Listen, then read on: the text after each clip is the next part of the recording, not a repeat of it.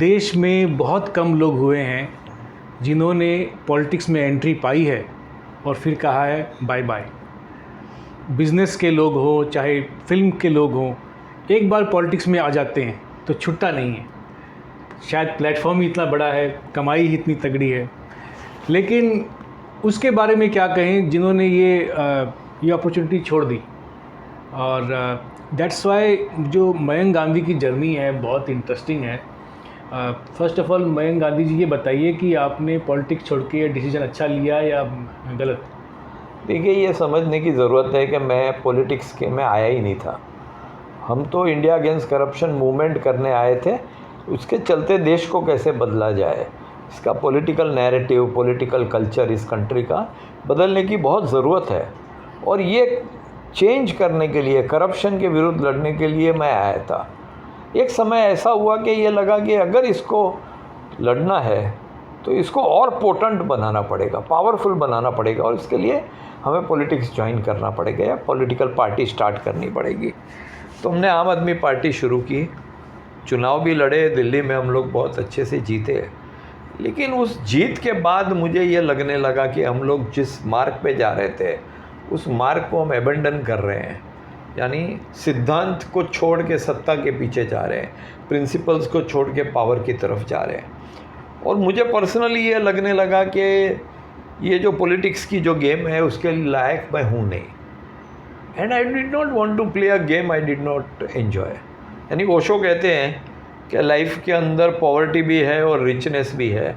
तुम्हें चूज़ करना है कि तुम्हें अपनी ज़िंदगी रिचनेस के साथ जीनी है या पॉवर्टी के साथ। और मुझे ये लगा था कि पॉलिटिक्स एक्सट्रीम पॉवर्टी है।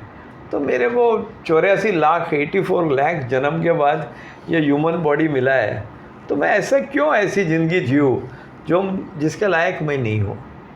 अच्छा, दैट्स वेरी हम्बल टू से। अच्छा मयंक जी, जैसे अब हम जो इंडिया अगेंस्ट करप्शन को हुए 10-12 साल हो गए, और 12 साल बाद ऐसे लगता है कि जो कंट्री के जो मेन इंडिकेटर्स हैं उसमें कहीं ना कहीं हम पीछे ही आए हैं। क्योंकि एक ज़माने में तो जीडीपी ग्रोथ को हम जगह खाली यूज़ करें तो it was rising rising rising rising, now it's going down every few years. When we talk about defence तो हम देखते हैं कि भाई जो एक इंडिया जो एक बॉर्डर अटैक्स लगभग अनसुने से हो गए थे, अब वो लगातार 5-6 सालों में कहीं ना कहीं आता रहता है। ये मैं आपके साथ बिल्कुल अग्री नहीं करता। तो हाँ, सो इसलिए I want to know GDP भी इंडिया का बढ़ रहा है। हाँ। इंडिया का जियोपॉलिटिकल सिचुएशन आज से बेहतर कभी नहीं हुआ है। जो पाकिस्तान हमको ब्लीड कर रहा था, इतने कश्मीर में अटैक्स हो रहे थे, इतने हर जगह देश में बॉम्ब ब्लास्ट हो रहे थे, ये सब रुक गए हैं। तो वो जो चर्निंग हमने शुरू की थी, वो क्या बोलते हैं उसको, समुद्र मंथन जो हमने शुरू किया था, मुझे लगा कि उससे काफ़ी बेनिफिट हुआ है, काफ़ी बेनिफिट हुआ है, देश को फ़ायदा हुआ है। लेकिन जिस सोच लेके इस पार्टी चली थी वो सोच तो हमने आज लोगों को दगा दिया है, धोखा दिया है, बिट्रे किया है। तो वो मैं मानता हूँ और मुझे बहुत दुख है। मुझे लगता है कि उसका मैं एक भाग था। हमने लोगों के एक्सपेक्टेशंस रेस किए हैं, एस्पिरेशंस रेस करके, और फिर हमने जिस प्रकार का 45 करोड़ का हम लोग अपना इंटीरियर कराते हैं, इतना भ्रष्टाचार हो रहा है, तो कहाँ निकले थे और कहाँ पहुँच गए हम। तो ये दुख है। और मैं आज युवाओं को कहना चाहता हूँ कि आई एम सॉरी, हमसे गलती हो गई, हमने फंसा दिया आपको। लेकिन देश के लिए अच्छा हुआ। चर्निंग जो हो रही है ना, ये चर्निंग में से अच्छी बदलाव कहीं ना कहीं तो, हाँ, इसमें अमृत भी निकलेगा, विष भी निकलेगा। पर देश में तो ऐसा स्टेटस क्वो हो गया था, देश ऐसा ही चलेगा।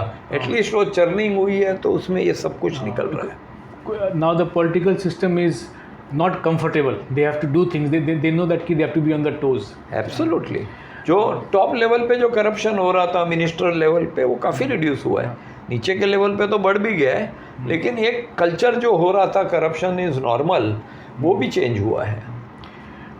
अब एक बहुत बड़ी बात ये आ रही है सामने कि employment, sales, job creation, raising investments, इस बारे में जो आपने काम किया है ग्लोबल पार्ली में, वो बहुत इंटरेस्टिंग है। आप कोशिश कर रहे हो कि लोगों की इनकम इंक्रीज़ हो, फार्मर्स वगैरह की।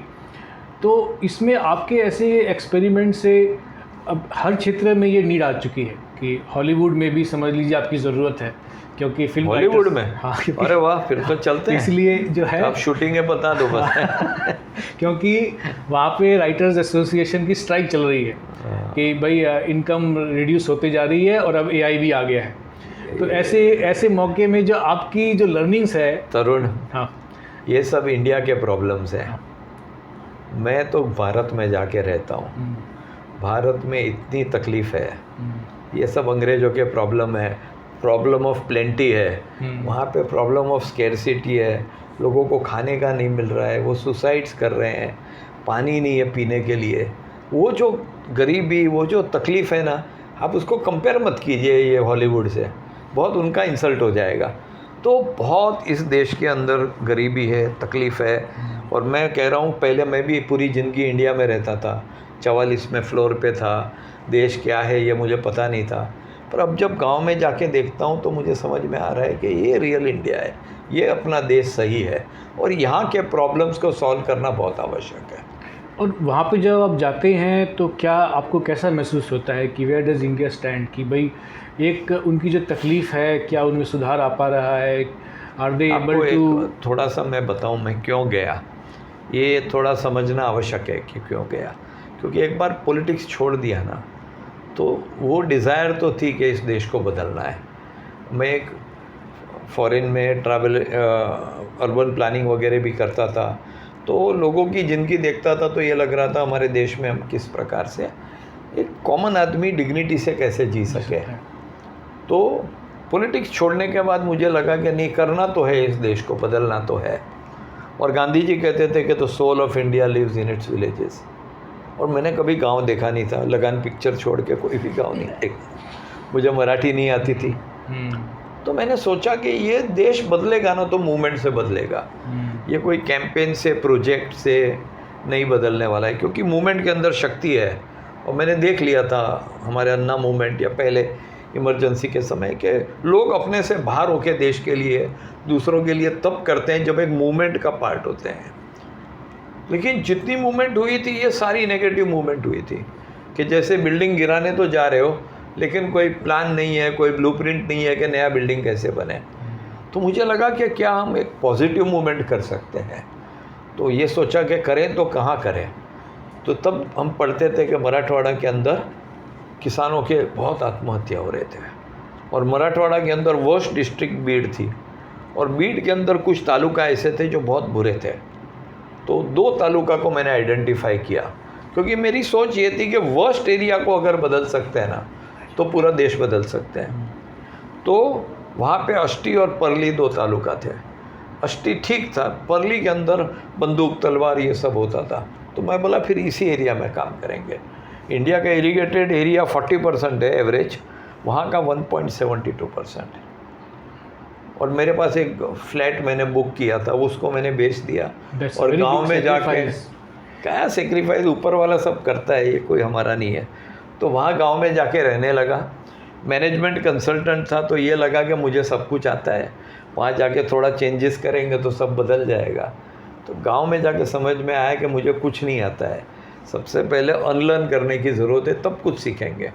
और फिर वहाँ पे जाके हमने बहुत बड़ा मूवमेंट खड़ा किया। कुछ 1-2 आइडियाज़, 1-2 प्लान्स जो वहाँ पे काम कर गए कि भाई हाँ ये मैं थोड़ा मेरी जर्नी बता देता हूँ।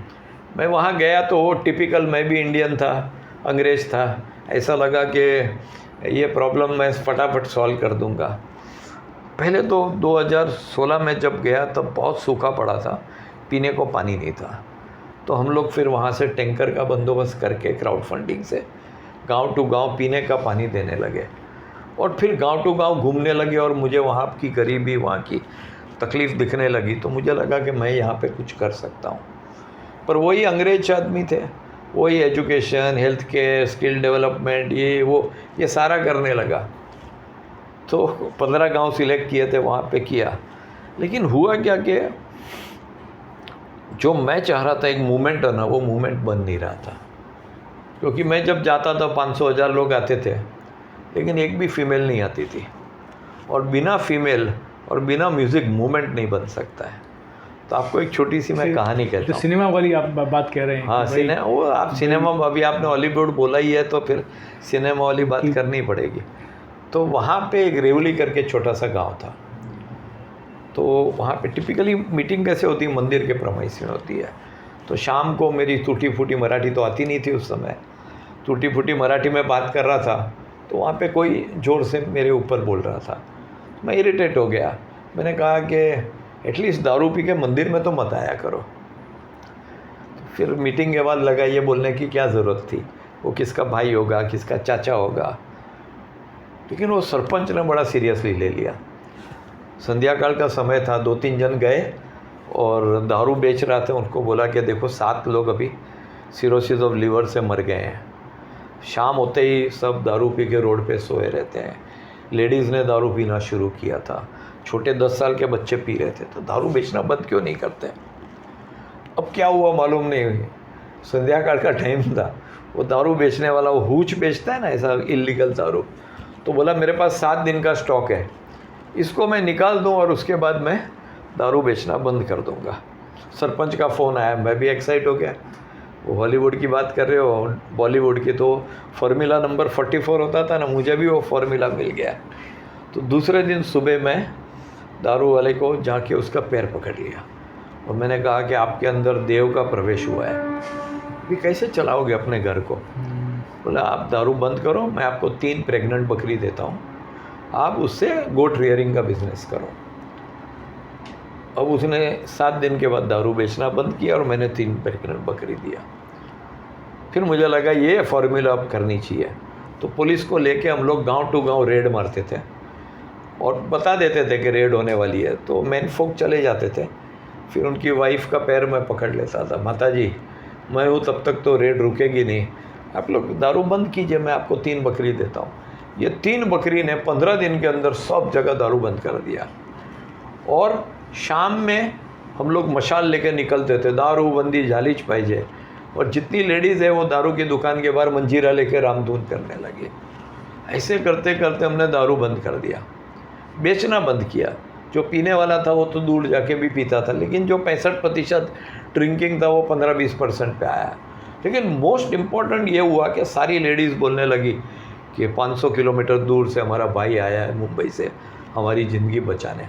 और अब मेरी मीटिंग में देखोगे तो पहले लेडीज़ ही लेडीज़ दिखती है और हमको मन की शक्ति देना ये सब चलता है, जेंट्स पीछे होते हैं। तो एक मूवमेंट तब से शुरू हो गया। फिर मुझे लगा ये मूवमेंट का, क्योंकि वहाँ पे 3,500 रुपया महीने की इनकम है। कोई यंगस्टर्स को देखे तो किसने दूध नहीं चखा है, और वो लोग की आँख में देखो तो कोई सोललेस आइज होती थी, और वो इसलिए जी रहे थे क्योंकि मरे नहीं थे। इतना डिप्रेशन था, they were just going through life. तो ये सब जब मूवमेंट हुआ ना, और हम लोग ने वहाँ पे क्रेडिबिलिटी अपनी एस्टेब्लिश की ना, फिर उनको लगा कि कुछ तो होप्स है लाइफ में, यही नहीं है कि खाली we have to go through life, कुछ कर सकते हैं। तो मुझे ये लगा कि अब ये मूड का कैसे कैपिटलाइज करें।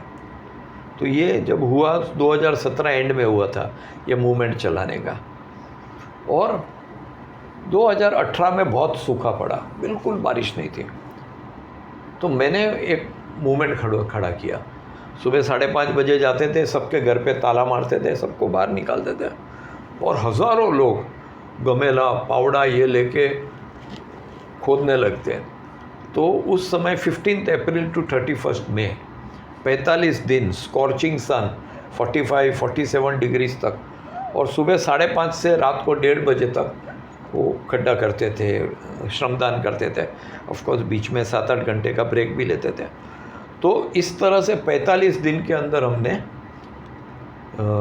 70 किलोमीटर नदी डीपनिंग और वाइडनिंग किया। हमने 162 तालाब बनाए, हमने 62 डैम बनाए, 5 बड़े डैम बनाए, ट्रेंचेस बना के। यहाँ पे एक डैम, एक तालाब, एक की बात होती है, आप नंबर्स गिना रहे हैं कि आपने 45 डेज में, और लोगों ने किया। तो हज़ारों की संख्या, आपको मैं फोटोग्राफ वीडियो दिखाऊंगा।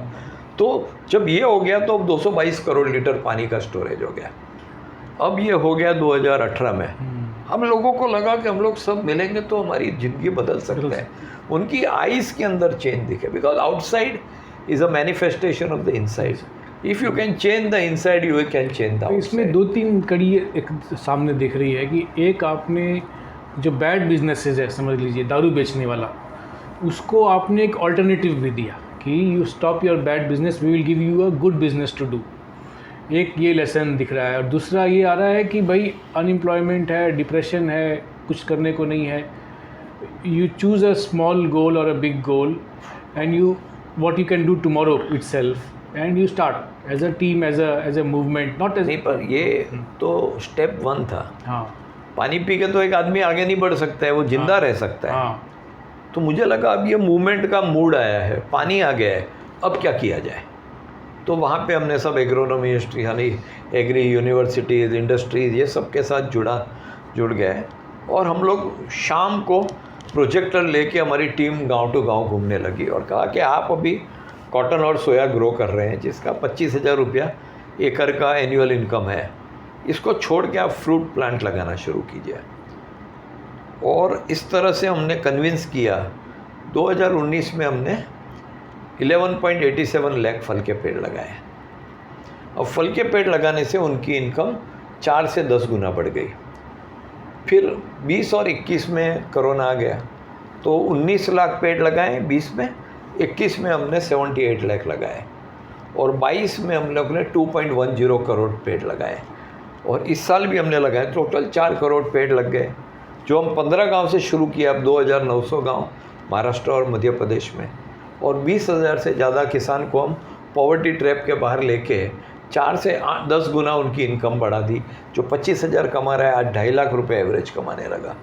तो ये जो बड़ा बदलाव जो हुआ ना, ये लोगों के कारण हुआ क्योंकि उनके अंदर शक्ति आ गई थी कि अपने लिए लड़ा जाए। बट इसमें आपकी स्टेचर लग गई, आपका फ्लैट का आपने सेक्रीफाइस कर दिया, तो आपकी तरफ से तो सेक्रीफाइस शायद कहेंगे कि गलत है।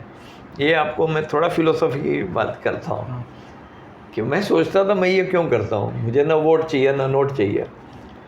फिर मैं एथिक्स के बारे में पढ़ने लगा, रामायण पढ़ा, भगवत गीता पढ़ा, लेकिन जवाब नहीं मिला।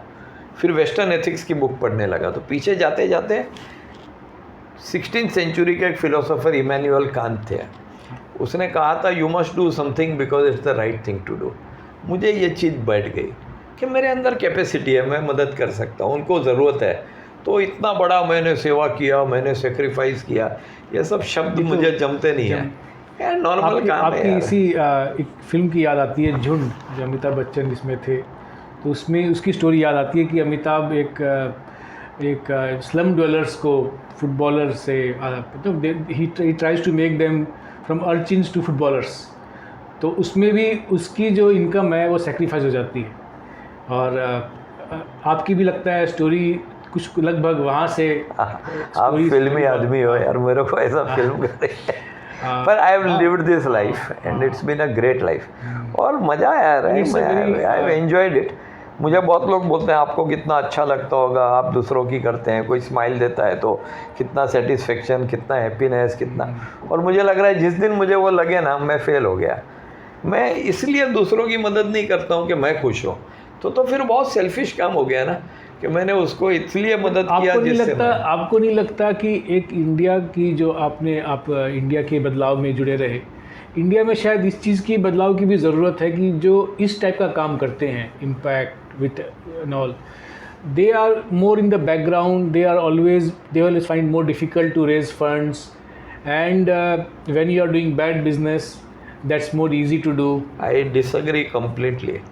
जब से मैं ये काम कर रहा हूँ 60 companies are behind me, big corporates, so I have never finding funds are difficulty. हाँ, और पैसे आए तो मैं और कर सकता हूँ, पर इस तरह कभी हुआ नहीं है।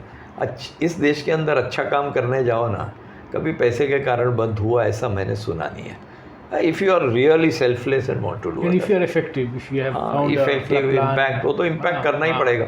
और मेरे मन में ये है कि देश को कैसे बदले। 1700 तक हम लोग सोने की चिड़िया थे, 33% इकोनॉमी थी, 30% ग्लोबल ट्रेड था, आज हम 2.35% हो गए। और अगर हम इनकी इनकम, किसानों की इनकम अगर हम 10 गुना, 5 गुना, 7 गुना करें तो ये देश नहीं बदलेगा। अभी इसको कैसे बदलना, पूरे 6,43,000 गांव में कैसे पहुंचना। But I have got a proof of concept जहाँ पे हमने ये करके दिखाया है। तो इट्स नो लॉन्गर टॉक। और ये देश बदलने की बात करें, एजुकेशन थोड़ा कर दिया, हेल्थ केयर कर दिया, ये कर दिया, उससे देश नहीं बदलने वाला। देश तो इसी से बदलेगा। वो भी किसान खुद काम करेगा, हम तो उसको सिर्फ कंधा देंगे, काम तो उसी को करना है।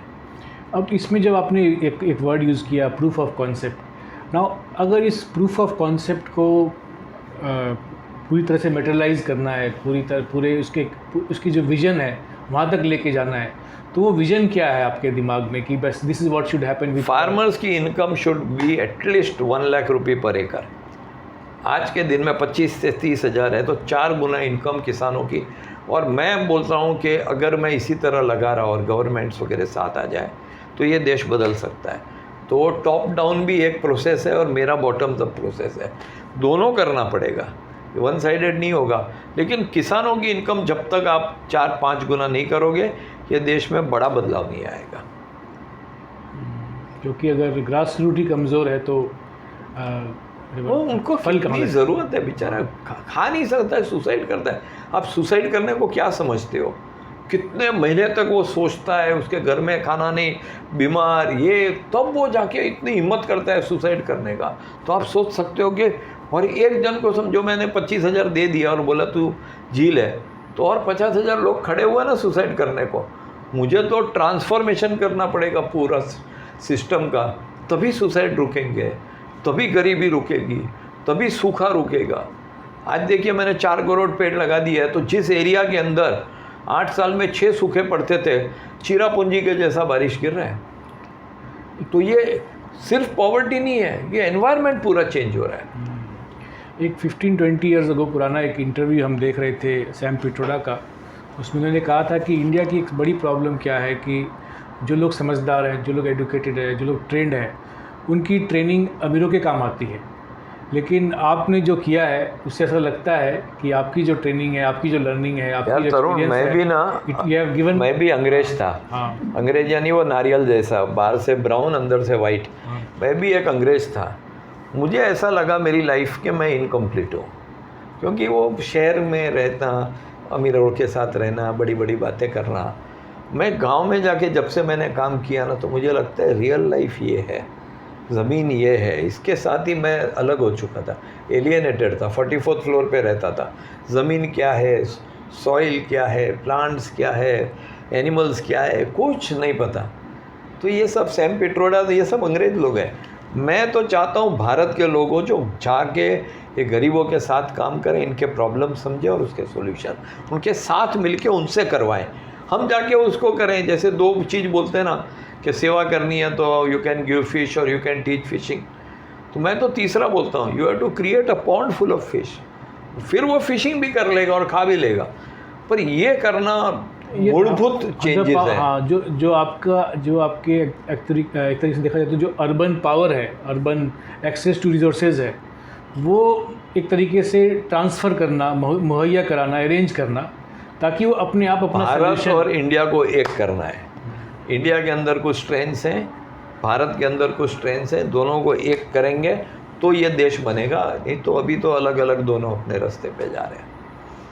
जो कि हम शहर के अंदर भी देखते हैं कि एक तरफ स्लम्स है, दूसरी तरफ पेंट हाउसेज है, जो व्हाटएवर। ये तो रहेगा, इसमें इतना दुखी होने की ज़रूरत नहीं है। अमीर लोग भी दुनिया में रहते हैं और गरीब भी रहते हैं।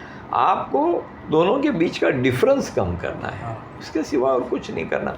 अब वो गांव में देखिए कि मैं तो मानता हूँ कि गरीबी कहाँ से उद्भव होती है, स्थान शुरू कहाँ से होती है। अगर हम प्लेन में जा रहे हैं ना, तो हमको छोटे छोटे जिक्सो जैसे टुकड़े दिखते हैं, वहीं से शुरू होती है। क्योंकि एक जनरेशन होता है तो उसके 3 टुकड़े हो जाते हैं, फिर दूसरा जनरेशन उसके 2। तो size of land has become so small कि वो वायबल ही नहीं रहा है। तो रूरल पॉवर्टी वहीं से शुरू हो रही है। और 25 to 30 people per minute are coming to cities, और यहाँ आके बेचारे स्लम में, गटर में रहते हैं। तो ये अर्बन पॉवर्टी हो, रूरल पॉवर्टी हो, ये फ्रेगमेंटेशन ऑफ लैंड के चलते हो रहा है। तो हम फ्रेगमेंटेशन तो स्टॉप नहीं कर पाएंगे, लेकिन अभी हमारे पास जितनी ज़मीन है, एरेबल लैंड है इंडिया के पास, उसका 74% सिर्फ चाइना के पास है। पर उनका एग्रीकल्चर प्रोड्यूस हमसे 3.35 टाइम्स ज़्यादा है। तो मिनिमम 4 टाइम्स तो प्रोडक्शन हम अगर फार्मर्स का नहीं करेंगे तो हम बहुत पीछे रह जाएंगे। मोदी जी बोलते हैं डबल करना, मैं बोला कम से कम 4 टाइम्स करना पड़ेगा। You have done it 4 times to 10 times, तो आपने देखा है मेरे पास कि प्रूफ ऑफ मुमकिन है। कंसेप्ट हाँ, है, सो मुमकिन इट्स है। नॉट जस्ट टॉक्स, हाँ, वी हैव हाँ, actually achieved it. And some very but this are very interesting episodes you have cited कि भाई जैसे अल्कोहल बंद करने के लिए आपने बकरी का एक फार्मूला रास्ता तो निकालना पड़ेगा, किसको कोई जबरदस्ती करके, पुलिस स्टेट तो है नहीं कि तू बंद कर दे, वहाँ पे पुलिसिंग कर भी नहीं सकते, तो आपको इंसेंटिव देना पड़ेगा। See governments everything works through incentive and disincentive mechanism. कहाँ पे इंसेंटिव देना, कहाँ पे डिसइंसेंटिव देना, उसी से तो सारी पॉलिसी बनती है। और मैं जानता था because I have been working like that. If you have to change people from inside तो इंसेंटिव ज़्यादा काम करेगा। इंसेंटिव और डिसइंसेंटिव भी देना पड़ेगा कि जिससे वो न करें और क्या करें, तो you have to drive them. जैसे वो नदी का पट चलता है ना, और आप वैसे एक पट चलाना पड़ेगा। एक्सपेरिमेंट ये दिखा रहा है कि ये एक बड़े लेवल पर भी, जो ये तो हम लोग एक घर के लेवल पे, ऑफिस के लेवल पे तो करते ही हैं, लेकिन आपका जो एक्सपेरिमेंट है उससे ये लगता है कि ये स्ट्रक्चर एक बड़े पैमाने में भी पॉसिबल है। बिल्कुल, बड़े पैमाने में करोगे तो ही फ़ायदा है। मेरे पास बहुत लोग आते हैं, मैं क्या करूं, मुझे ये करना है। बोला चिंदी काम मत करो, इस देश में इतने प्रॉब्लम है, तुम छोटे छोटे सॉल्यूशन ले जाओगे तो क्या फ़ायदा। कोई बोलता है मैं प्लास्टिक बचाता हूँ, कोई बोलता है मैं पानी बंद करता हूँ। बोला ये सब फालतू काम मत करो, देश में इतने प्रॉब्लम है, जो करो तो बड़ा करो, scale. Sustainable agriculture at scale is the only solution. Who have been some of your early supporters in this work and मैंने मेरे पास इतने सारे हैं। और मैंने जब छोड़ा इंडिया अगेंस्ट करप्शन तो बहुत ही डिग्निटी से छोड़ा था। और बहुत लोग को ऐसा बिलीफ है कि मयंक के ऊपर ट्रस्ट किया तो वो ट्रस्ट फेल नहीं जाएगा। तो लॉट ऑफ पीपल across पर मैं पॉलिटिक्स के अंदर 3 चीज़ सीखा। एक तो ये सीखा कि दूर से जो दिखता है ना, वो नज़दीक जाके अलग दिखता है। तो वो फीट ऑफ क्ले दिखते हैं। और मैंने देख लिया सबके साथ, अन्ना के साथ, अब्दुल कलाम के साथ, श्री सी रविशंकर, सबके साथ देख लिया, अरविंद, योगेंद्र, प्रशांत, सबसे देखा। दूसरा मेरा लर्निंग है कि ये जो बात करते हैं ना बड़ी बड़ी, मैं देश के लिए करता हूँ, मैं भगवान के लिए करता हूँ, मैं लोगों के लिए करता हूँ, वो ज़्यादा करके इनके अंदर इंस्टिंक्ट होता है आगे आने का, नाम कमाने का, इसके लिए ही करते हैं। उनको भी शायद रियलाइज़ नहीं होता होगा। और तीसरा मैंने देखा कि जब एक ग्रुप डायनामिक्स में काम करते हैं ना, तो ग्रुप का सबसे लीचर्ड आदमी होता है ना, उसको सबसे ज़्यादा अटेंशन देना पड़ता है। ऐसा ऊपर जाने के बदले में हम नीचे जाते हैं। तो मैंने ये सोचा कि अब मैं ऐसा ग्रुप नहीं बनाऊंगा, मैं किसी को फॉलो नहीं करूंगा, मेरे से जितना होगा उतना मैं करूंगा। ये अपनी बहुत इंपॉर्टेंट प्रॉब्लम शायद है ना, प्रॉब्लम ये फैक्टर्स सामने रखे कि भाई जो सबसे लीचर्ड आदमी होता है किसी ग्रुप में, he gets the most attention, even on social media, even on life. जो नॉइज़ क्रिएट करता है उसको उसका प्रॉब्लम है। पर अगर मैं एक ग्रुप चलाऊँ और एक पार्टी या प्रोग्राम करूँ ना, तो फिर ये सब प्रॉब्लम्स में आ जाऊंगा। इसलिए मैंने सोचा कि मैं अपना अपने हिसाब से करूँगा। ये मैंने एक डिसीजन लिया। Difficult decision but nevertheless not at all difficult. In my life there is nothing called difficult, there is nothing called tough, there is nothing called sacrifice. Everything is fun and pleasure. So you never faced any backlashes per se, as all of these years and all. कुछ नहीं, क्या का backlash. So that's काम जो कर रहा है ना, मैं नहीं कर रहा हूँ, ऊपर वाला कर रहा है। मैं तो माध्यम हूँ, माध्यम को क्या टेंशन करने का, करने वाला करेगा। अब अगर हम एक दूसरी बात करते हैं कि भाई भारत की पॉलिटिक्स की बात कर रहे हैं या इकोनॉमी की बात कर रहे हैं और बाकी देशों की भी बात करें, तो जो समझ लीजिए लीचर वाले जो मुद्दे हैं वो इंडिया में फॉरफ्रंट में आ जाते हैं कई बार, लेकिन you can't win elections on the same agenda in America and all. और उसके अपने इश्यूज हैं, उसके अपने इशू है। वो कोई साफ सुथरा दूध के धुएं नहीं है। वहाँ का भी पॉलिटिक्स देखो तो गटर पॉलिटिक्स है भाई। इट्स नेचर ही पॉलिटिक्स ऐसा है जो ठीक नहीं है। सो मुझे at least I observe it very keenly. मुझे बहुत इंटरेस्ट है पॉलिटिक्स में, लेकिन कभी भी ज्वाइन नहीं करूँगा मैं, कि मैं उसके लायक नहीं हूँ। और बिकॉज क्या करना है? पॉलिटिक्स मीन्स क्या? एक पोजीशन होती है, उस पर 25 लोग क्लेमेंट्स होते हैं, वो अंदर अंदर झगड़ते रहते हैं। 99% of your time you are fighting with your people. 1% कभी बाहर वाले से लड़ो तो लड़ो, भी वो पोजीशन पे आए तो। बाकी अंदर अंदर सुबह उठते ही उसने मेरे को ये बोला, उसने ये बोला, चैम चैम चैम चैम। तो I can't spend my life fighting people, fighting with all this, trying to get into that. मैं तो ऐसी पोजीशन नहीं थी, मैं तो था ही एकदम नेशनल एग्जीक्यूटिव पे में। बट रोज़ मुझे लोग इतने मैसेज भेजते हैं, उसने मेरे को ये बोला, उसने मेरे को ये कहा। ये ज़िंदगी नहीं है यार, ये तो मेरे लिए तो I need liberation, I need open space, I need to work in a transformative way. ये सब चिंदी काम करने के लिए मैं पैदा ही नहीं हुआ। and even the best parties, the most newest parties, they seem to also have the same. नहीं, politics by its very nature, whether it is in India or anywhere else, by its very nature is like that. अभी देखिए Republicans कैसे लड़ रहे हैं, Democrats कैसे लड़ रहे हैं, वो ऋषि सुनक के साथ टोरी कैसे लड़ रहे हैं। You see it across the world. But is this all drama? मतलब एक तो पॉलिटिक्स का वो पार्ट हो गया कि जो ड्रामा वाला पार्ट है कि भाई जनता को बहलाने के लिए, एकत्रित करने के लिए, एक तो वो हो गया। देखो, तुम्हें वोट्स चाहिए तो जनता को तो तुम्हें मनाना पड़ेगा। कभी सही तरीके से मनाओ, कभी ड्रामा करके मनाओ, कभी कुछ करो, because then there is a direct relation between votes and people in power. तो ये सब नाटक होते रहता है। और अभी इंडियन पॉलिटिक्स में इतना पैसे की वो बढ़ गई है नीड कि तुम्हें करप्ट भी होना पड़ेगा। कोई एक, मैं ये हमेशा बोलता हूँ कि ऑक्सीमोरन समझते हो क्या? Two words which are opposite each other. जैसे कोई बोले मैं am honest politics can be one oxymoron. Happily married is one oxymoron. So honest politician is another oxymoron.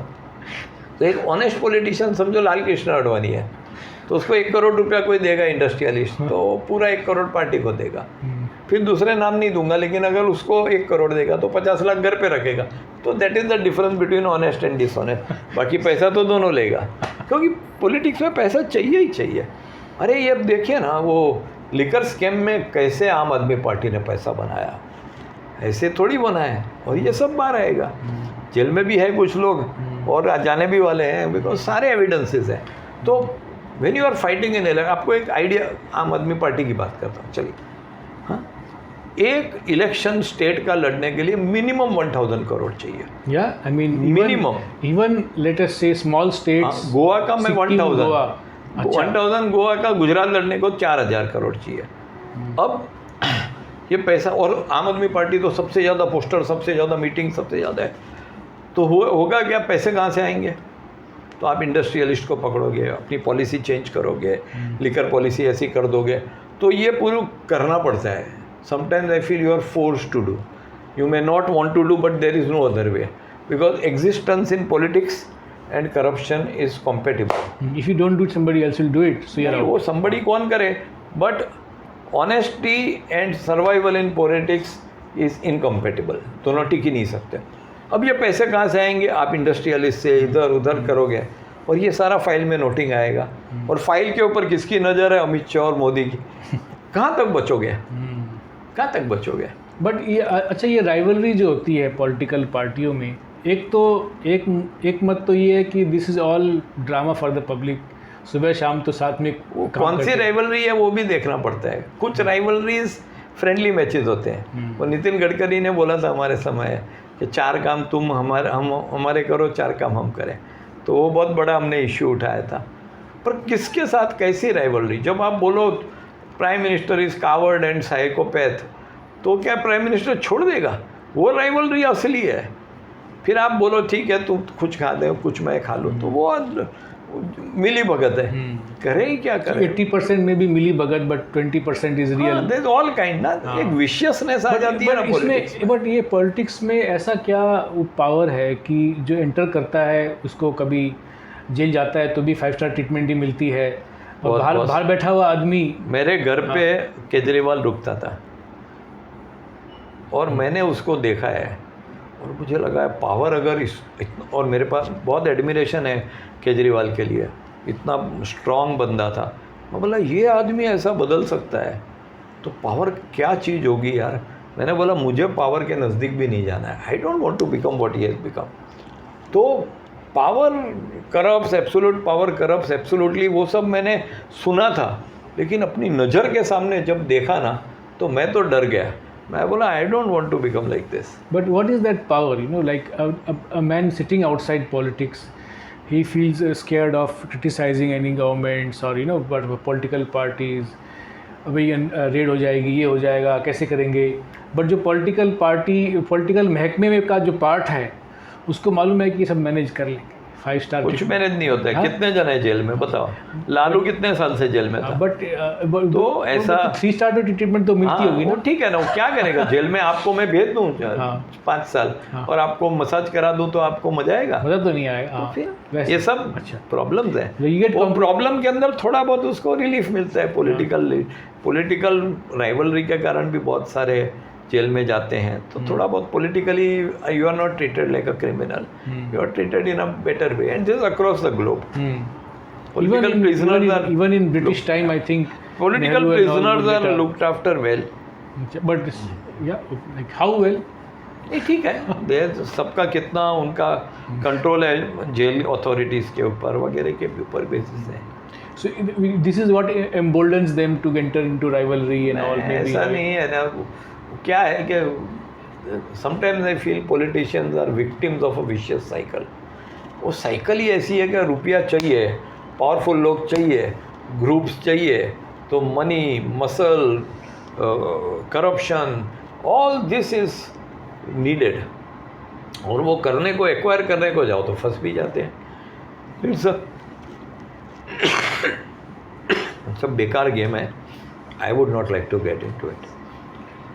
तो मेरे ख्याल से हर क्षेत्र में ऐसा होता है कि may be after 5-10 years once somebody achieves a certain position, then their mind changes. They say कि okay, now let's stop others from entering in and now consolidate our position and cash whatever we have done.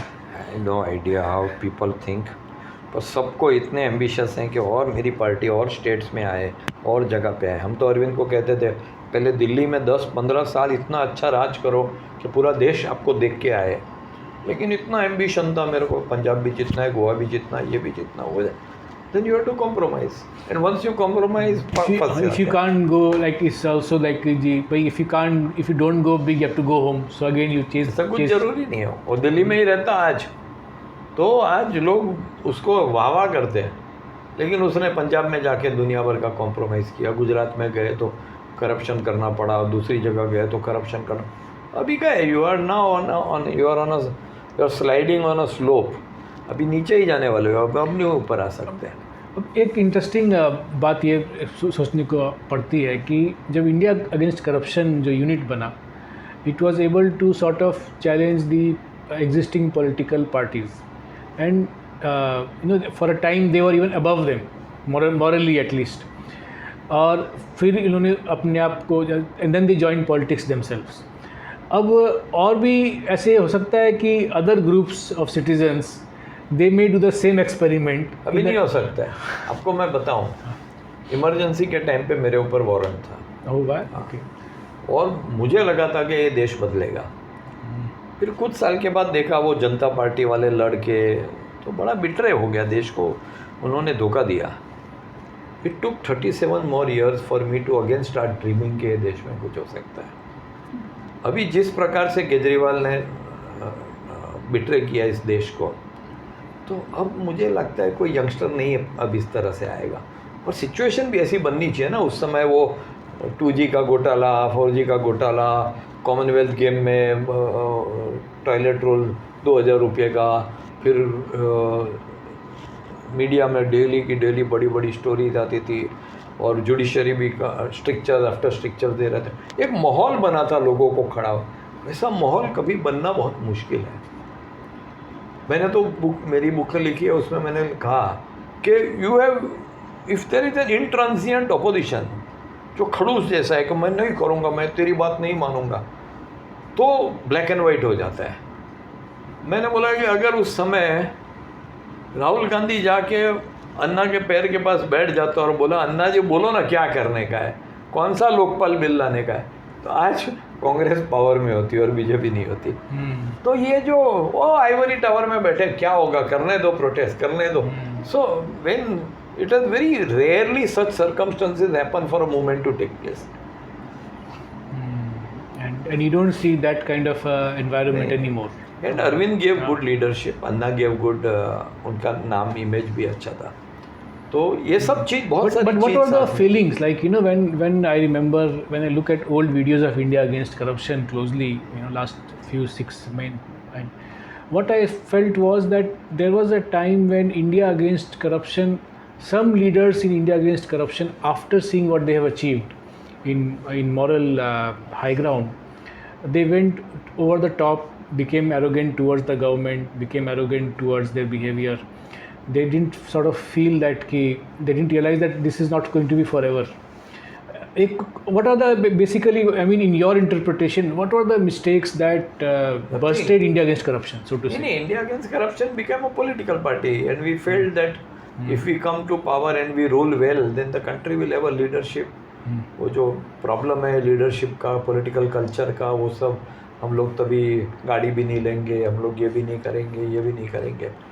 तो वो सब are good points. लेकिन वो आने के बाद पूरा हमने ही पलटी दिया ना, कि हम भी 45 करोड़ का इंटीरियर कराएंगे, हम भी लिकर का एक लिकर पे दूसरा लिकर फ्री देंगे, हम भी ये करेंगे. तो तुम ही ने तो कर दिया, लोगों को क्या आप गाली दे रहे हो? You are the ones who messed up this whole country. I think it is a very commonplace scenario that we all end up doing what we have condemned and fought against. क्यों नहीं? देखो मैं बोलता हूँ ना, politics ऐसी game है, मैंने नज़दीक से देखी है कि इसमें एक योगी का माइंडसेट चाहिए.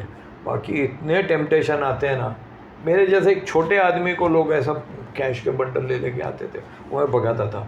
तो इतना इजीली मनी मिलता है, इतनी इजीली एक चीज़ मिलती है, तो तुम्हें बहुत स्ट्रेंथ ऑफ कैरेक्टर होनी चाहिए. इसमें कुछ एक रिवील कीजिए कि एक ऐसा इंसिडेंट जब ऐसे बोरी में आपके पास कैश आया तो उसके अगेंस्ट में क्या चाहिए था?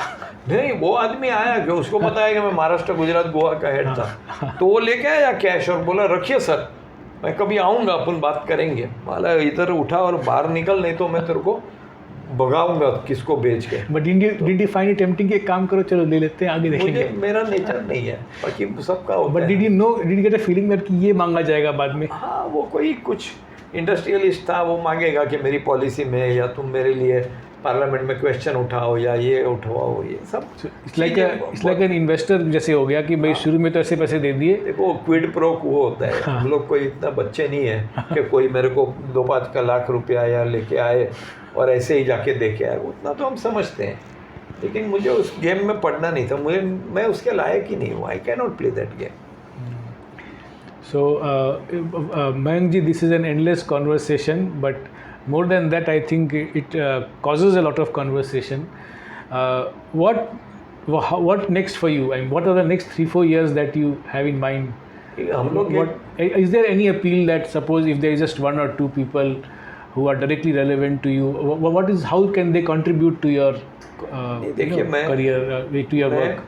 पेड़ लगाता हूँ, मेरा एक ही काम है, किसानों की इनकम बढ़ाना और एनवायरनमेंट को बेहतर करना. तो इस साल का मेरा टारगेट 3.5 करोड़ पेड़ लगाने का है. तो मैं तो सालाना बढ़ाते जा रहा हूँ एज एंड व्हेन रिसोर्सेज कम. दूसरा, मैं एक बहुत बड़ा फार्मर ट्रेनिंग सेंटर बना रहा हूँ कृषि कुल करके, which will become like a magnet to attract farmers from all over the country to come get trained and be able to increase their income by many times. तो अभी तो this is my focus. उसके बाद ये जो training centre once it is settled, then it will become like a hub and spoke model, कि यहाँ पे एक सेंटर बनेगा और बाकी पूरे देश में अलग अलग ये सेंटर बनेंगे. So I have some thoughts on how to do it, what to do it. So I want to spend the next few years of my life trying to increase the income of farmers. जब तक farmer की income नहीं बढ़ेगी, ये देश को कुछ नहीं होगा. अब ये जो काम की बात है, इसको हाईलाइट में एंड करने के लिए कुछ एक पूछ लेते हैं मसालेदार बात, कि next year there is election, what are your expectations? नहीं, see who seems to be? I am not a BJP supporter, but ये देश ने जितनी प्रगति की है ना लास्ट 8-9 years में, I don't think I have seen anything like this in the world. I would say जितनी स्पीड से डेवलपमेंट वगैरह हुआ है, the way we have been settled in geopolitical में, हमारी जो स्टेटस है, जो बहुत कुछ हुआ है. Of course there are 2 things which I am एक तो जो हारमोनी होनी चाहिए बिटवीन कम्युनिटीज़ एंड रिलीजन्स वो थोड़ा डिस्टर्ब हुई है, और दूसरा जो इंस्टीट्यूशंस हैं, ईडी है, सीबीआई, इसका मिसयूज़ खूब हुआ है। तो ये दो चीज़ मुझे लगती है इस गवर्नमेंट की नेगेटिव्स हैं, लेकिन उसके सामने development, prosperity, people coming out of poverty, so I believe that one more term if Modi gets, this country will develop very very fast. Will he get? That's the My as a anal- psephologist. my analysis- You're not a psephologist, No, but no, I still. am more than a psephologist. I am a great observer of politics and a lot of analysis and critical understanding this. I think Modi will get more than 350 seats. And I'll tell you why. The last two elections, what is happening is from a BJP versus Congress or a BJP versus something, it is the Lok Sabha seat is becoming like a presidential election. It is Modi versus somebody. So people don't vote for BJP, they vote for Modi. So there are states where BJP will never win. या केरला और तमिलनाडु या आंध्र प्रदेश, तेलंगाना, यहाँ पे कभी BJP नहीं जीते, but Modi can win few seats. So I believe that this time Modi will come with a very strong majority. Look at the ratings, no 63% positive rating for Modi. Can you hear है? ऐसा कोई कंट्री में नहीं है ना. Biden को 42% है, सुनक को तो 20% है, और ये 63% US got. So if that is the kind of thing, and if they fight on a Modi versus who, then Modi will sweep. This is my and I'm not sad कि मोदी जीत जाएगा, क्या होगा. ये देश बहुत बड़ा है, बहुत सालों से चल रहा है, चलते रहेगा. कुछ 1-5 साल में कुछ यहाँ का वहाँ नहीं हो जाएगा. So I think there's a healthy amount of food for thought, food for very deep thought, and also some food for debate. So thanks a lot, Mayank ji. Thank you.